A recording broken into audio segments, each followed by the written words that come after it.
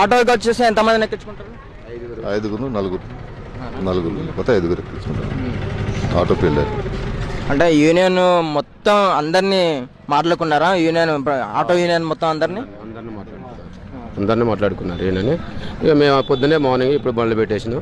ఇప్పుడు 12 గంటలకు కదులుతాం, ర్యాలీ చేసుకుంటూ పోతాం, మీటింగ్ చూస్తాం. మీటింగ్ అని మళ్ళీ బయలుదేరి తీసుకొచ్చి సాయంత్రం కల్లా 6 గంటలకు ఎల్లగడ విడిచిపెడతాం పోతాం. అన్న చెప్పండి, ఏ టైం వరకు ఇది ర్యాలీ? 6 వరకు మీకు బాధ్యత. మీటింగ్ అయిపోయారు. చెప్పలేము అన్నది టైం అయితే చెప్పలేము. మనం ఎన్ని రోజులైనా ఏం కాదు, ఎన్ని గంటలైనా అది కలుసుకుంటే పోవాలి.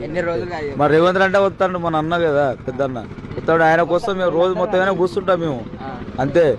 ఆయన వచ్చి మాట్లాడితే చాలు మాకు. మీరు ఆటో తోలుతారా? మే ఆటో డ్రైవర్. నాకు మీరు కాంగ్రెస్ అభిమానా ఎట్లా? కాంగ్రెసే మొత్తం. మార్నింగ్ ఏ టైం నుంచి మీకు ఏ టైం వరకు మిమ్మల్ని బుక్ చేసుకున్నారు ఆటో? పొద్దున్నుంచి నిన్న నైట్ నుంచే జరిగింది. యూనియన్ మొత్తం మాట్లాడుకున్నా, అయిపోయింది, చెప్పారు పోదామని చెప్పాను. అందరూ వచ్చారు, అయిపోతుంది. ఇక అన్నదానం పెడితే తినేసి పోవడమే. చెప్పండి సార్. సారు ఆటో వాళ్ళ కోసం కూడా బస్సులు ఫ్రీ పెట్టినప్పుడు ఆటో వాళ్ళకు కూడా కొంచెం ఏదన్నా తొందరగా నిర్ణయం తీసుకొని సాయం చేస్తే బాగుంటుందని మా ఆలోచన.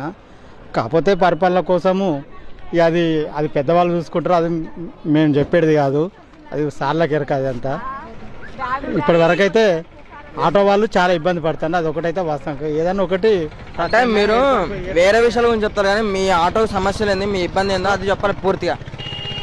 ఫ్రీ బస్సులు పెట్టినాక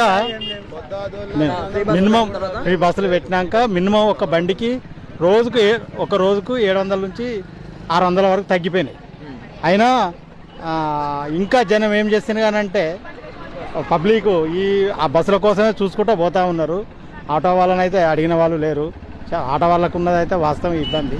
కుటుంబాలు కూడా కొంచెం చాలా అన్నిటినీ సరి చేసుకుంటూ వస్తూ ఉన్నాడు. కానీ ఇది మాత్రమే ఇంకా ఏం చేయలేకపోయాడు సార్.